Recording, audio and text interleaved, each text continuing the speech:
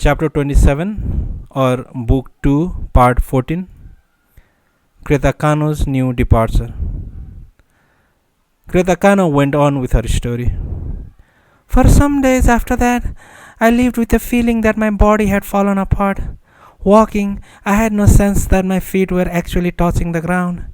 Eating, I had no sense that I was actually chewing on anything. Sitting still, I had the terrifying feeling that my body was either endlessly falling or endlessly floating up beneath a big balloon kind of thing through infinite space. I could no longer connect my body's movements or sensations with my own self. They were functioning as they wished, without reference to my will, without order or direction. And yet I knew no way to bring calm to this intense chaos. All I could do was wait for things to settle down in their own good time. I locked myself in my room from morning to night, hardly eating a thing, and telling my family only that I was not feeling well. Some days went by like this, 3 or 4 days, I would say, and then, all of a sudden, everything quieted down, as if a wild wind had blown through and gone on its way. I looked around and I examined myself, and I realized that I had become a new person, entirely different from what I had been until then. This was my third self. My first self had been the one that lived in the endless anguish of pain. My second self had been the one that lived in a state of pain-free numbness. The first one had been me in my original state, unable to release the heavy yoke of pain from my neck. And when I did attempt to release it, which is to say, when I tried to kill myself and failed, I became my second self, an interim me. True, the physical pain that had tortured me until then had disappeared, but all other sensations had retreated with it into the haze. My will to live, my physical vitality, my mental powers of concentration, all these had disappeared along with the pain. After I passed through that strange period of transition, what emerged was a brand new me. Whether this was the me that should have been there all along, I could not yet tell. But I did have the sense, however vague and unidentified it might be, that I was at least heading in the right direction. Creta Kano raised her eyes and looked directly at me, as if she wanted to hear my impressions of her story. Her hands still rested on the table. So then, I said, what you're saying is that the man gave you a new self, am I right? Perhaps he did, said Creta Kano, nodding. Her face was as expressionless as the bottom of a dried-up pond.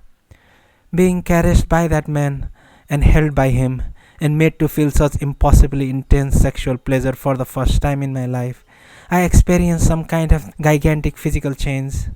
Why it happened and why, of all people, it had to be that man who made it happen, I have no idea. Whatever the process may have been, the fact remains that at the end of it, I found myself in a whole new container. And once I had passed through the deep confusion I mentioned earlier, I sought to accept this new self as something truer, if for no other reason than that I had been unable to escape from my profound numbness, which had been such a suffocating prison for me. Still, the bad aftertaste remained with me for a long time, like a dark shadow. Each time I recalled those 10 fingers of his, each time I recalled that thing he put inside me, each time I recalled that slimy, lumpish thing that came, or felt as if it came out of me, I felt terribly uneasy. I felt a sense of anger and despair that I had no way to deal with. I tried to erase that day from my memory, but this I was unable to do, because the man had pried open something inside my body. The sensation of having been pried open stayed with me, inseparably bonded to the memory of that man, along with an unmistakable sense of defilement. It was a contradictory feeling. Do you see what I mean? The transformation that I had experienced was undoubtedly something right and true, but the transformation had been caused by something filthy, something wrong and false. This contradiction, this split, would torment me for a very long time. Again, Creta Kano stared at her hands atop the table. After that, I stopped selling my body. There was no longer any point to it. Creta Kano's face remained expressionless. You could quit just like that? I asked. She nodded. Just like that, she said. I didn't say anything to anybody, just stopped selling myself, but this caused no problem. It was almost disappointingly easy. I had thought they would at least call me and I was bracing myself for the day, but it never came. They never said a thing to me. They knew my address, they knew my phone number, they could have threatened me, but nothing happened. And so, on the surface at least, I had become an ordinary girl again. By that time, I had repaid my parents everything I owed them, and I had put away a good deal of money. With what I gave him, my brother had bought another new car to waste his time driving around in, but he could never have imagined what I had done to pay him back. I needed time to get used to my new self. What kind of a being was this self of mine? How did it function? What did it feel, and how? I had to grasp each of these feelings through experience, to memorize and stockpile them. Do you see what I am saying? Virtually everything inside me had spilled out and been lost. At the same time that I was entirely new, I was almost entirely empty. I had to fill in that empty blank, little by little, one by one, with my own hands. I had to make this thing I called I, or rather, make the things that constituted me. I was still officially a student, but I had no intention of returning to the university. I would leave the house in the morning, go to a park, and sit by myself on bench all day, doing nothing. Or I would wander up and down the paths in the park. When it rained, I would go to the library, put a book on the table in front of me, and pretend to be reading. I sometimes spent the whole day in a movie theater or riding round and round the city on the Yamanote Circle line. I felt as if I were floating in a pitch dark space, all by myself. There was no one I could go to for advice. If my sister Malta had been there, I could have shared everything with her. But at that time, of course, she was in seclusion far away on the island of Malta, performing her austerities. I did not know her address. I had no way of contacting her, and so I had to solve these problems entirely by myself. No book explained the kind of thing that I had experienced. Still, although I was lonely, I was not unhappy. I was able to cling to myself. At least now I had a self to cling to. My new self was able to feel pain, though not with that earlier intensity. I could feel it, but at the same time I had learned a method to escape from it, which is to say, I was able to separate from the physical self that was feeling the pain. Do you see what I'm saying? I was able to divide myself into a physical self and a non-physical self. It may sound difficult when I describe it like this, but once you learn the method, it is not difficult at all. When pain comes to me, I leave my physical self. It's just like quietly slipping into the next room when someone you don't want to meet comes along. I can do it very naturally. I recognize that pain has come to my body. I feel the existence of the pain, but I am not there. I am in the next room, and so the yoke of the pain is not able to capture me. And you can separate from yourself like that anytime you please? No, said Kano, after thinking about it for a moment. At first I could do it only when my body was experiencing physical pain. Pain was the key to the splitting off of my consciousness. Later, with Maldacano's help, I learned to do it at will to some extent, but that was much later. Before long, a letter arrived from Maldacano. She told me that she had finally finished 3 years of a kind of training she had been doing on Malta, and within the week would be returning to Japan. She planned to live in Japan permanently from then on. I was thrilled at the prospect of seeing her again. We had been apart for nearly 8 years, and as I mentioned earlier, Malta was the only person in the world to whom I could freely tell everything that was in my heart. On the day she came back to Japan, I told Malta everything that had happened to me. She listened to my long, strange story to the very end without comment, without asking a single question, and when I was finished, she heaved a deep sigh and said to me, "I know I should have been with you. I should have been watching over you all this time, but for some reason I never realized that you had such profound problems. Perhaps it was because you were simply too close to me, but in any case, there were things I had to do. There were places I had to go, alone. I had no choice in the matter." I told her that she should not let it bother her. These were my problems, after all, and I was improving little by little. She thought about this for a while, saying nothing, and then she said, "All the things you have been through ever since I left Japan have been painful and bitter for you. But as you say, you have been moving toward the proper state, step by step. The worst is over for you, and it will never come back. Such things will never happen to you again. It will not be easy, but you will not be able to forget many things once a certain amount of time has passed. Without a true self, though, a person cannot go on living. It is like the ground we stand on. Without the ground, we can build nothing. There is one thing, however, which you must never forget, is that your body has been defiled by that man. It is a thing that should never have happened. You could have been lost forever. You might have had to wander forever through genuine nothingness. Fortunately, the state of your being just happened not to be the real, original you, so it had to be the reverse effect. Instead of trapping you, it liberated you from the transitory state. This happened through sheer good luck. The defilement, however, remains inside you, and at some point you will have to rid yourself of it. This is something I cannot do for you. I cannot even tell you how to do it. You will have to discover the method for yourself and do it by yourself. My sister then gave me my new name, Creta Kano, newly reborn. I needed a new name, she said. I liked it from the start. Malta Kano then began to use me as a spiritual medium. Under her guidance, I learned more and more how to control my new self and how to divide the flesh from the spirit. Finally, for the first time in my life, I became capable of living with a sense of peace. Of course, my true self was still something that lay beyond my grasp. I was still lacking too much for that to happen. But now, in Malta Kano, I had a companion by my side, someone I could depend on, someone who understood me and accepted me. She became my guide and my protector. But then you met Noboru Wataya again, didn't you? Creta Kano nodded. That is true, she said. I did meet Noboru Wataya again. It happened early in March of this year. More than 5 years had passed since I had been taken by him and undergone my transformation and begun to work with Malta Kano. We came face to face again when he visited our home to see Malta. We did not speak to each other. I merely caught a glimpse of him in the entryway, but one glimpse was all it took to freeze me in place as if I had been struck by lightning.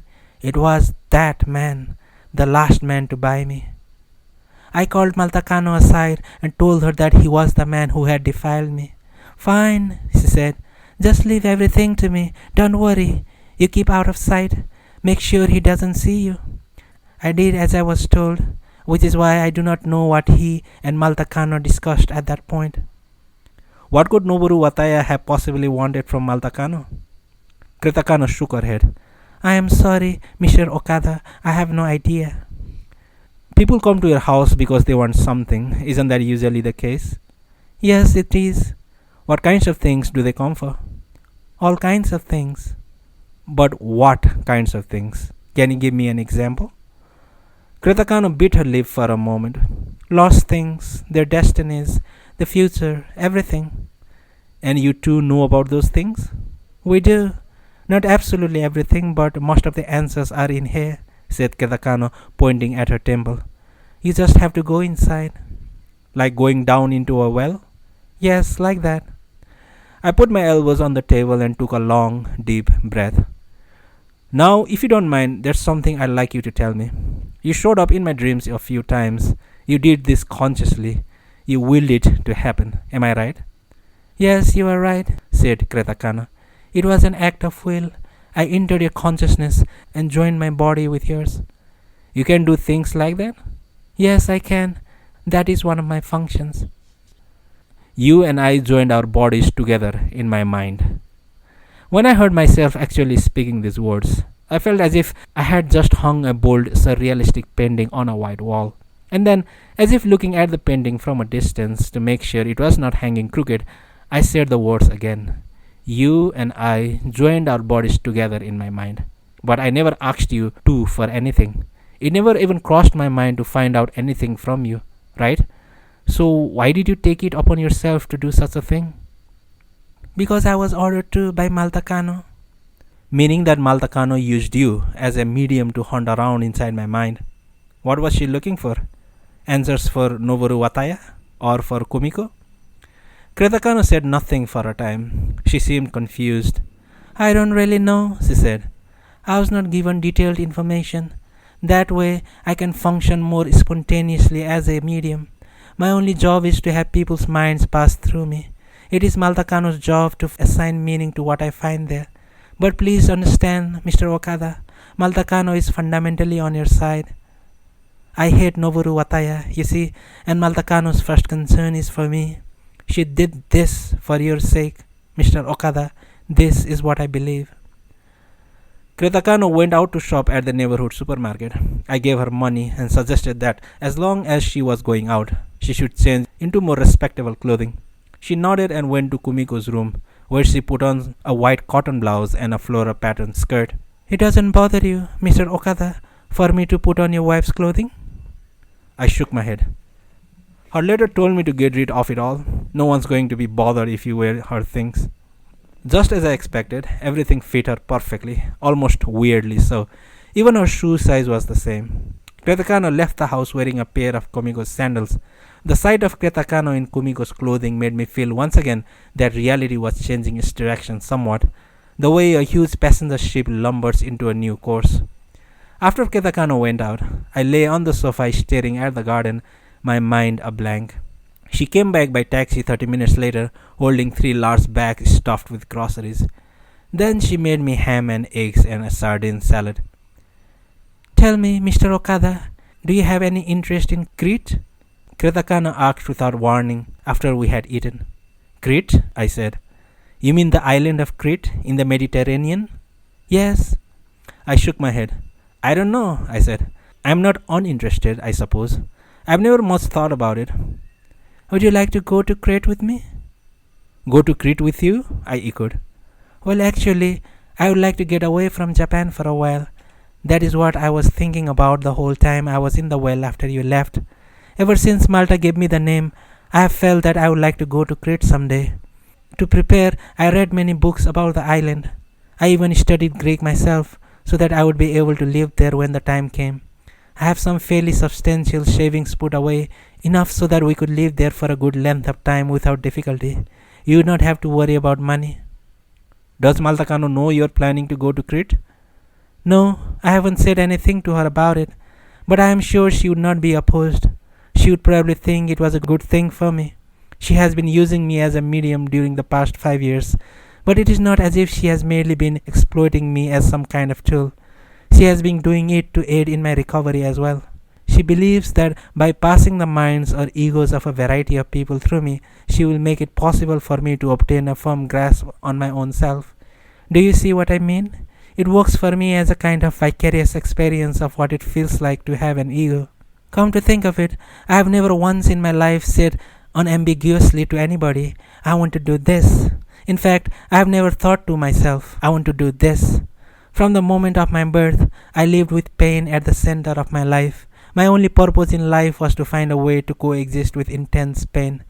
And after I turned 20 and the pain disappeared when I attempted to kill myself, a deep, deep numbness came to replace the pain. I was like a walking corpse. A thick veil of unfeeling was draped over me. I had nothing, not a sliver of what could be called my own will.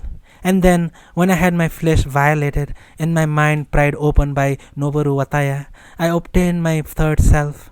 Even so, I was still not myself. All I had managed to do was get a grasp on the minimum necessary container for a self, a mere container. And as a container, under the guidance of Malta Kano, I passed many egos through myself.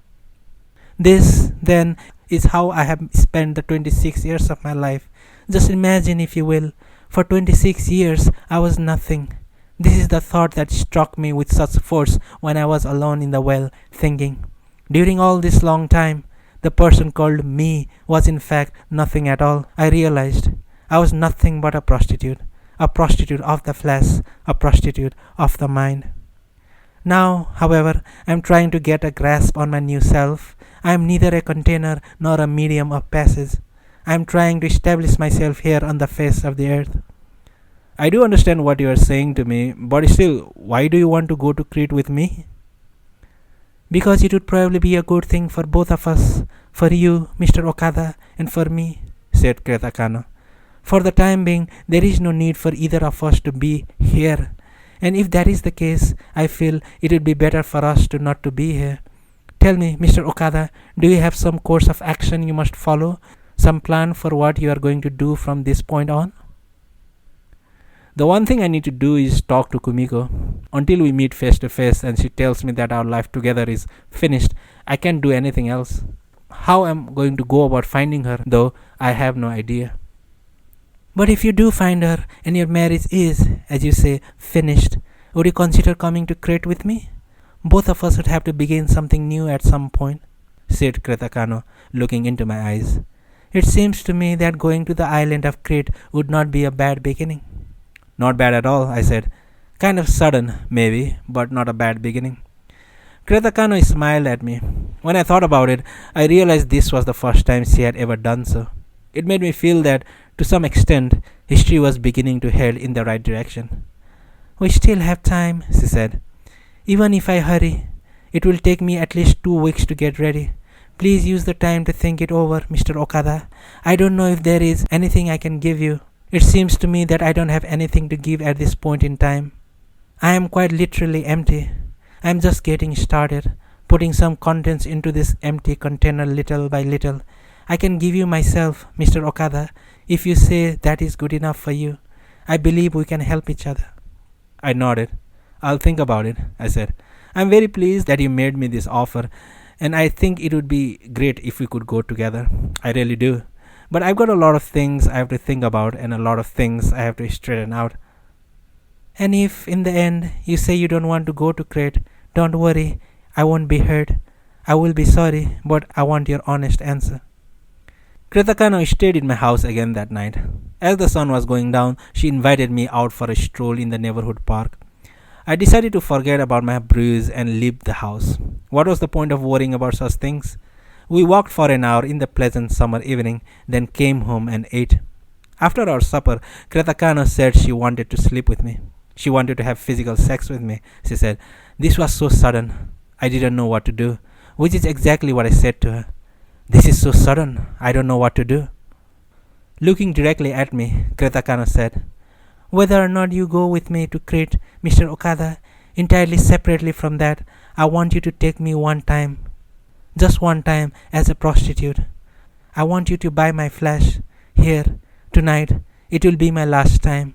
I will cease to be a prostitute, whether of the flesh or of the mind. I will abandon the name of Creta Kano as well. In order to do that, however, I want to have a clearly visible point of demarcation, something that says, it ends here. I understand you're wanting a point of demarcation, but why do you have to sleep with me? Don't you see, Mr. Okada? By sleeping with the real you, by joining my body with yours in reality, I want to pass through you, this person called Mr. Okada. By doing that, I want to be liberated from this defilement like something inside me. That will be the point of demarcation.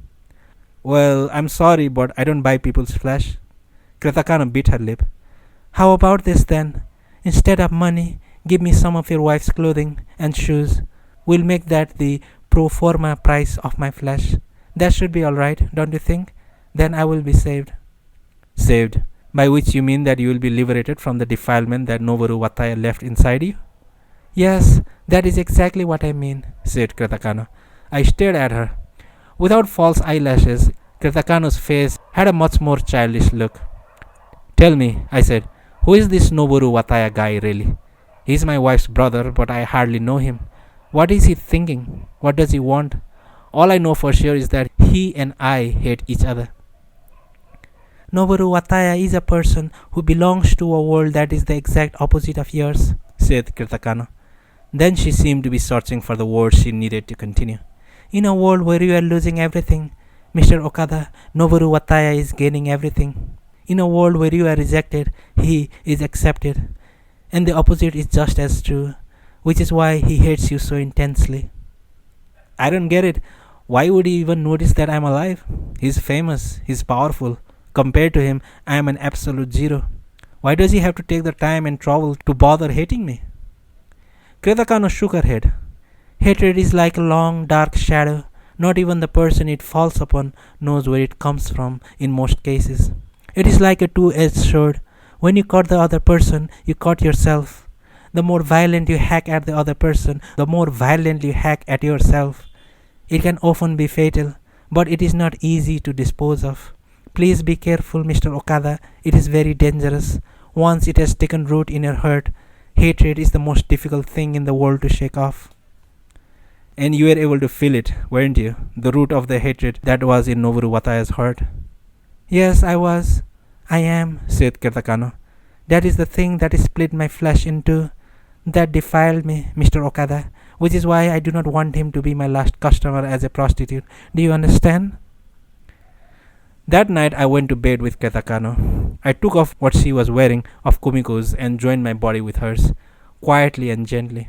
It felt like an extension of my dream, as if I were recreating exactly, in reality, the very acts I had performed with Kano in my dream.